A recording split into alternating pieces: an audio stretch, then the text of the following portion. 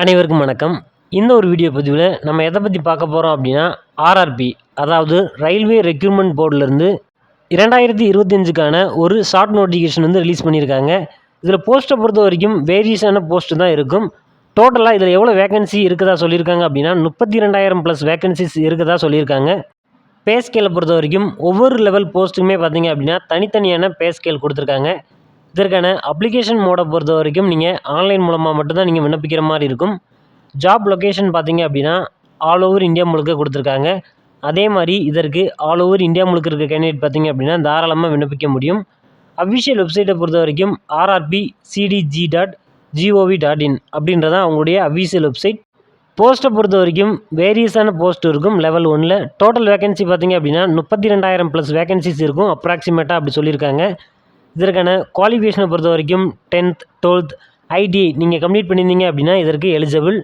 இதற்கான ஏஜ் லிமிட்டை பொறுத்த வரைக்கும் ஒவ்வொரு போஸ்ட்டுக்குமே பார்த்தீங்க அப்படின்னா வெவ்வேறான ஏஜ் லிமிட் தான் கொடுத்துருப்பாங்க. ஆனால் மினிமம் ஏஜ் லிமிட்டை பொறுத்த வரைக்கும் 18 வயதுலேருந்து 36 வயதுக்குள்ளே இருக்கணும். அதே மாதிரி ஏஜ் பாரானவங்களுக்கு ஏஜ் ரிலாக்ஸேஷனும் கொடுத்துருக்காங்க.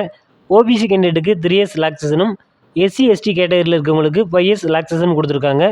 செலெக்ஷன் ப்ராசஸை பொறுத்த வரைக்கும் ஃபஸ்ட்டு பார்த்தீங்க அப்படின்னா கம்ப்யூட்டர் பேஸ்டு டெஸ்ட் அதாவது சிபிடி வந்து இருக்கும் ஆன்லைனில். இதற்கான சப்ஜெக்டை பொறுத்த வரைக்கும் general awareness, mathematics, general intelligence and reasoning இருக்கும். இரண்டாவதாக பார்த்தீங்க அப்படின்னா செலெக்ஷன் ப்ராசஸில் ஃபிசிக்கல் எஃபிஷியன்ட் டெஸ்ட் இருக்கும். இதை பொறுத்த வரைக்கும் ஒரு சில போஸ்ட்டுக்கு தான் இருக்கும். மூன்றாவதாக பார்த்தீங்க அப்படின்னா டாக்குமெண்ட் வெரிஃபிகேஷன் இருக்கும். நான்காவதாக உங்களுக்கான மெடிக்கல் எக்ஸாமினேஷன் இருக்கும். லாஸ்ட்டாக பார்த்தீங்க அப்படின்னா இதற்கான ஃபைனல் மெரிட் இருக்கும். இதான் இதற்கான செலெக்ஷன் ப்ராசஸ். இதன்படி தான் அவங்களுமே ஃபாலோ பண்ணுவாங்க.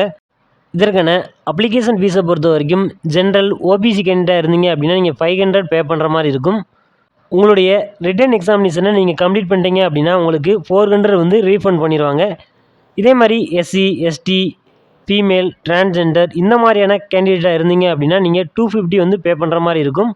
அடுத்து உங்களுடைய எக்ஸாமினேஷனை நீங்கள் கம்ப்ளீட் பண்ணிட்டீங்க அப்படின்னா உங்களுக்கு 250 பார்த்தீங்க அப்படின்னா ரிட்டர்ன் பண்ணிடுவாங்க. இதற்கான ஆன்லைன் அப்ளிகேஷன் பார்த்தீங்க அப்படின்னா 23 ஜனவரி 2025லேருந்து 22 பிப்ரவரி 2025 வரைக்கும் ஆன்லைனில் ஓப்பனாக இருக்கும் அப்படின்ற மாதிரி சொல்லியிருக்காங்க.